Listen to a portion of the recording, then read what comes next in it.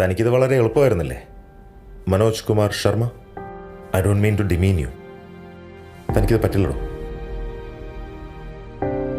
ഇതൊന്നും നിന്നെ കൊണ്ട് പറ്റില്ല. ആദ്യം നീ AC മുറിയിൽ നിന്ന് പുറത്തു വാ. റൈസ് മില്ലിൽ പോയി ജോലി ചെയ്ത് നോക്ക്. അപ്പം നിനക്ക് മനസ്സിലാവുമെന്ന് പറയായിരുന്നില്ലേ?